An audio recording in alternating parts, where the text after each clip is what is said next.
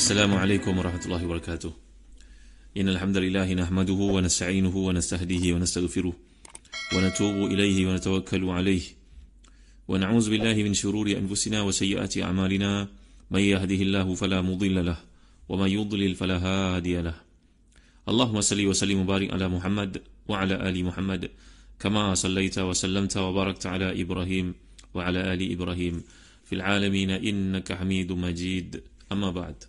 Muslim-muslimat rahmati dan dikasihi sekalian, kita masih lagi bincangkan ayat ke-99 dan 100. Lihat ya, pada muka surat 122, jilid yang keempat, tafsir Ibn Kathir.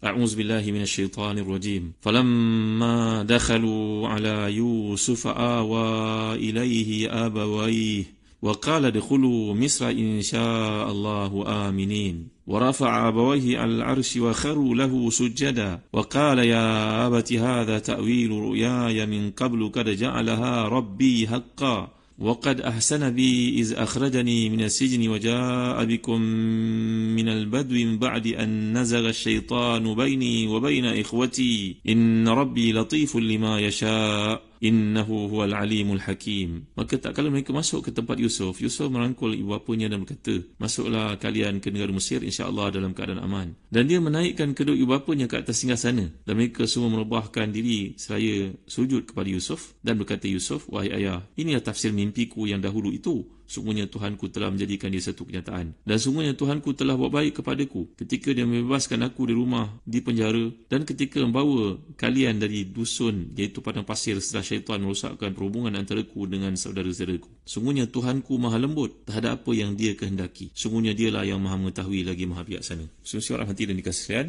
setelah Yusuf minta semua keluarga baginda pindah dari Kanaan ke Mesir, Yusuf AS menyambut mereka bersama dengan pembesaran negara. Maka seluruh keluarga ini berkumpul pada kali keempat perjalanan anak-anaknya ke Mesir.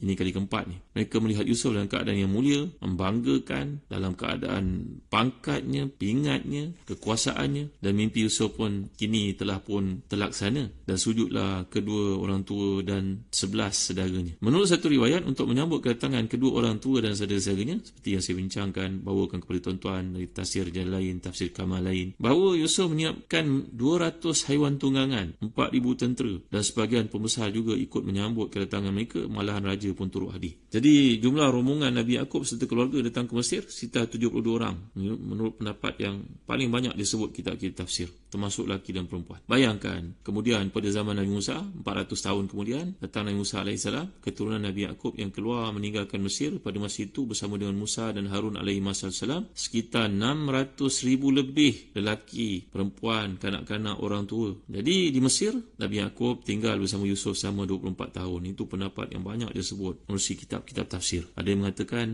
sekitar 17 tahun saja. Sedangkan lamanya perpisahan di antara mereka sekitar puluhan tahun. Ada yang mengatakan 40 tahun, ada yang mengatakan 80 tahun, ada yang mengatakan 73 tahun, 35 tahun. Macam-macam pendapat yang telah saya bawakan kepada tuan-tuan menunjukkan perpisahan ini berlaku begitu lama. Kemudian bila mendekati ajal, Yaqub AS wasiat kepada putera Yusuf supaya jenazahnya disemadikan dekat dengan ayahnya Nabi Ishaq, dan Yusuf AS telah pun melaksanakan permintaan si ayah itu. Harus dalam Islam untuk kita berwasiat, seperti disebut dalam kitab Tazkirah oleh Imam Qurtubi, bahawa seseorang itu boleh mewasiatkan kepada anak-anaknya supaya dikebumikan dia bersebelahan dengan isterinya sebagai contohnya, dikebumikan bersebelahan dengan gurunya, dikebumikan di satu tempat asal saja, tidak menyusahkan tapi tidaklah wajib untuk ditunaikan. Tapi menghormati permintaan ayah itu boleh ditunaikan, tidak wajib, boleh dilaksanakan andai ada peluang. Dan selepas itu Yusuf AS kembali ke Mesir dan tinggal di negara itu selama 23 tahun. Kemudian Nabi Yusuf pun diwafatkan oleh Allah Subhanahu Wa Taala. Kita dapat lihat dalam penggunaan yang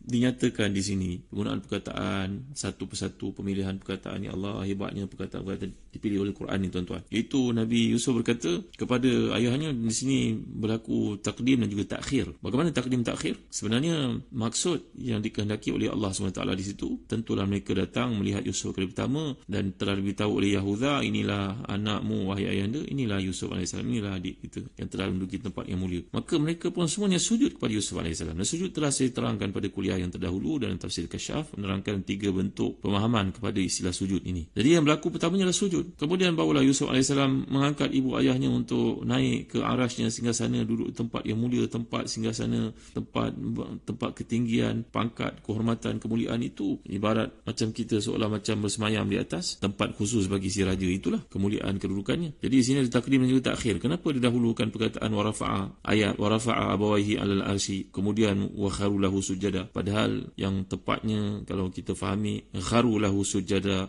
wa rafa'a abawaihi alal arsy, mereka sebaik saja melihat Yusuf dalam keadaan seperti itu maka mereka sujud kerana itu perintah daripada Allah SWT kepada si ayah. Kemudian barulah Yusuf AS dengan sopan santunnya memeluk ayah ibunya, mengangkat ayah ibunya, ayah tak payahlah hormat saya macam ni sekali. Agaknya begitu maksud yang dikehendaki. Kerana saya dah terangkan kepada tuan-tuan, huruf waw dalam bahasa Arab bukan merujuk kepada tartib, ia merujuk kepada itlaqul jama'. Dia hanya merujuk kepada perhimpunan dua aktiviti berlaku, tak kira mana satu dahulu yang mana satu kemudian. Macamlah anak kita bercerita atau siapa saja bercerita dengan kita. Saya pergi sekolah, jumpa dengan cikgu, masuk dalam bilik kelas, mana satu yang dulu ni projeknya masuk kelas jumpa cikgu kan. Maka tak kisahlah kerana dan yang digunakan itu merujuk kepada proses itu berlaku, tak mengikut prosesnya, tak mengikut turutannya. Itu keindahan bahasa Arab yang telah saya terang kepada tuan, beza di antara waw, fa, fuma dan sebagainya. Kemudian Yusuf AS mengatakan, inilah takwil mimpi yang dulu puluhan tahun sebelum ini yang anak anda lihat dalam tidur, itulah kebenarannya berlaku sekarang. Allahu Akbar, Masya Allah, Tabaraka wa Ta'ala. Kata sebagian para ulama tafsir, berlakunya perkara itu puluhan tahun, yang pastinya memang ia mengambil masa yang lama. Bayangkan dari Nabi Yusuf AS jatuh ke dalam pergi, dibawa di rumah Aziz Misr yang telah kita ceritakan, besar di situ, jadi pemuda yang tampan kacak, dan makciknya pula jatuh hati kepadanya. Kemudian masuk penjara. Dalam penjara, kawannya itu terlupa pula untuk beritahu kepada si raja bahawa dia dipenjarakan secara zalim. Maka falabisa fi sijni bid'a sinin, telah kita bincangkan perkataan bid'un merujuk kepada 3 hingga 9. Maknanya tempoh pertemuan itu balik semula memang puluhan tahun lah tuan-tuan yang dirahmati dan dikasihi sekalian. Inilah yang telah dibawakan perspektif berfikir orang saleh, bahawa walaupun benda itu nampak panjang tetapi ia pendek sebenarnya. Nanti manusia di akhirat bila menunggu hukuman daripada Allah SWT, orang-orang fasik, munafik dan kafir merasakan begitu panjang waktunya, tapi si mukmin merasakan seolah-olah ia di antara azan dan iqamah sahaja. Waktu yang terasa panjang bagi si kafir, si munafik dan juga si fasik itu, bagi si mukmin rupa-rupanya Allah twistkan waktu itu untuknya ibarat daripada azan hingga iqamah saja pendeknya waktu tersebut. Waktu merupakan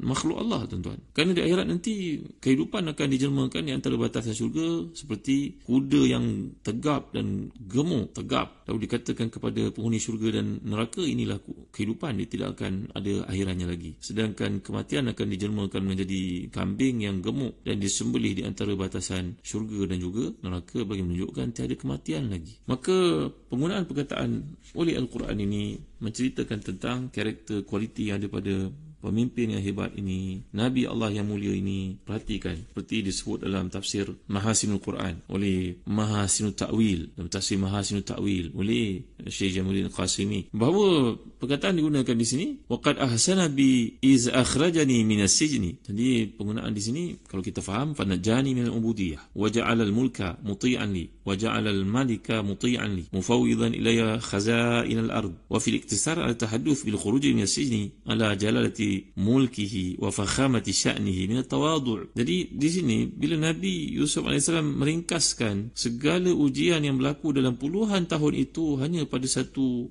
frasa saja, satu ayat saja. Wa qad ahsana bi iz akhrajani min as-sijni. Allah telah berlaku sangat baik kepadaku, duhai ayah, ketika dia mengeluarkan anak anda dari penjara. Tak ada dah sebut cerita-cerita panjang lebar, perkara itu semua ujian, semua sudah dilupakan. Kerana apa yang penting di sini, Allah telah mengeluarkan saya daripada perhambaan, menukar saya jadi seorang yang dihormati oleh semua, termasuk raja pun ikut perintah saya, permintaan saya, menyerahkan semua kekayaan negara ini di bawah takbiran saya. Dan dalam bentuk ringkasan yang dinyatakan di sini, wa fil iktisar at-tahadduth bil khuruj min as-sijni ala jalalati mulkihi wa fakhamati sya'nihi, menceritakan segala nikmat yang Allah berikan itu diringkaskan pada ayat Allah buat baik pada saya segala-galanya, dikeluarkan saya dari penjara, walaupun sekarang patutnya dicerita dengan kehebatan kerajaan yang ada. Tak, itu semua dilupakan, itu semua pinjaman. Yang penting Allah Ta'ala telah mengeluarkan saya daripada perhambaan untuk menjadi hamba yang sebenar. Ini merupakan satu sifat tawaduk, dan itu juga seperti menepati maksud ruh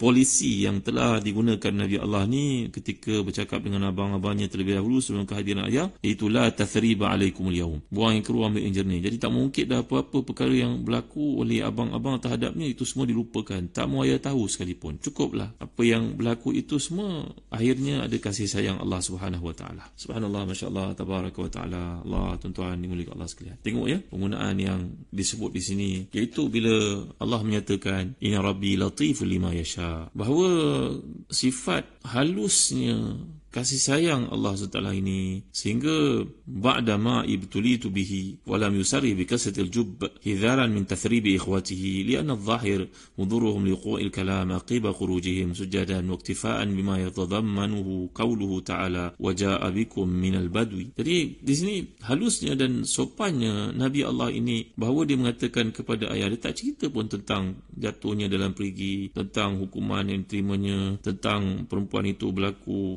bihadap padanya. Semua itu tidak diceritakan. Memadailah untuk diringkaskan, Allah buat baik kepada saya wahai ayah, dan melaksanakan mimpi yang ditunjukkan kepada saya itu, dan kemudian tak ada nikmat lebih besar daripada perhimpunan kita beramai-ramai, wajah abikum minal badwi. Jadi melupakan terus sikap perangai buruk abang-abang itu, sebaliknya menyebut mereka ni dengan kebaikan. Nikmat besar ya, mereka dapat datang, abang-abang semua dapat datang jumpa saya pada hari ini. Ni orang berjiwa besar. Kemudian min ba'di an nazala syaitan baini wa baina ikhwati. Jadi di sini dialihkan lagi perhatian mereka bahawa semua yang berlaku ni semua ujian Allah kepada kita dalam bentuk gangguan syaitan. Syaitanlah yang menyebabkan kita bergaduh seperti ini. Syaitanlah yang telah menyebabkan kita bertelingkah, bersisih. Cukup setakat itu, tak payah nak dihuraikan lebih lanjut. Inna rabbi latiful lima yasha. Sungguhnya Allah SWT itu latif dalam tadbirnya. Segala tadbir Allah itu ketentuannya berpandukan kepada pentadbirannya. Kalau kita sebut Maha Suci Allah SWT yang mentadbir segala-galanya, sebenarnya dalam ujian yang besar yang berlaku itu tetap terdapat kasih sayang Allah SWT. Sebenarnya dia rafiq, latifun fi tadbir wa rafiqun fi tasarrufati, hakimun. Jadi semua yang Allah buat itu semuanya hikmah, bijaksana. Semuanya perkara itu mudah bagi Allah, dan dia menyampaikan daku wahai ayah kepada segala yang diberitahu awal-awal dulu, walaupun jalan ini berliku, tapi tidak ada masalah sedikit pun, kerana semuanya merupakan tarbiyah, pendidikan, kasih sayang, curahan rahmat, tak ada satu pun kezaliman. Innahu wal alimul hakim. Alim, Allah mendahulukan di sini perkataan alim, kata Imam Abu Su'ud dalam tafsirnya Isyarul Aqli Salim ila mazaya Kitabil Karim, bahawa jadi alim berarti biwujudil masalih. Jadi Allah yang Maha mengetahui bahawa dalam pelaksanaan kehidupan dan juga rintangan lalui, liku-liku itu semuanya, semua itu ada kebaikan kerana ia adalah tarbiyah Allah untuknya. Kemudian hakim, hakim alladhi yaf'alu kulla syai'in ala qadiyati hikmah. Jadi Allah SWT di samping yang pertama sifatnya alim itu, bahawa ketentuan-ketentuannya, laluan yang payah, jerit perih yang dilalui itu semuanya, pengetahuan Allah yang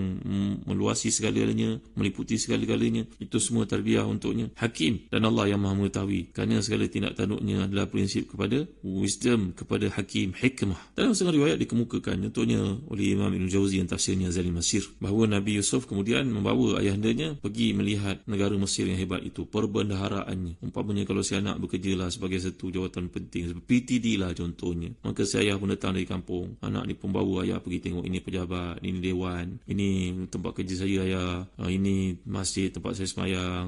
Masya Allah, kagumnya si ayah. Nanti kita akan lihat bagaimana yang dimaksudkan pertemuan itu berlaku dalam suasana yang sangat indah, dan si anak bertanya kepada ayah, dan si ayah menjawab, Allahu Akbar, nak cover balik puluhan tahun kehilangan waktu berkualiti bersama, seperti disebut dalam kitab-kitab sini. Kisah ini menariklah untuk kita bawa. Semuanya landasan pelaksanaan Allah itu prinsipnya adalah alim dan juga hakim. Maha mengetahui Allah, maha bijaksana di atas segala ketentuannya. Dapat kita lihat dalam hurai bicara yang berlaku di antara Nabi Yusuf dengan Ya'qub alaihi wassalam dalam perjalanan mereka ketika Yusuf menunjukkan kepada ayahnya negara Mesir yang luas itu, tempat-tempat yang menjadi pilihannya. InsyaAllah dalam kuliah datang dia akan dihuraikan perkara ini. Wallahu a'lam, wa sallallahu ala sayyidina Muhammad wa ala alihi wa sahbihi wa baraka wasallam, walhamdulillahi rabbil alamin, wa barakallahu fikum, wassalamu alaikum warahmatullahi wabarakatuh.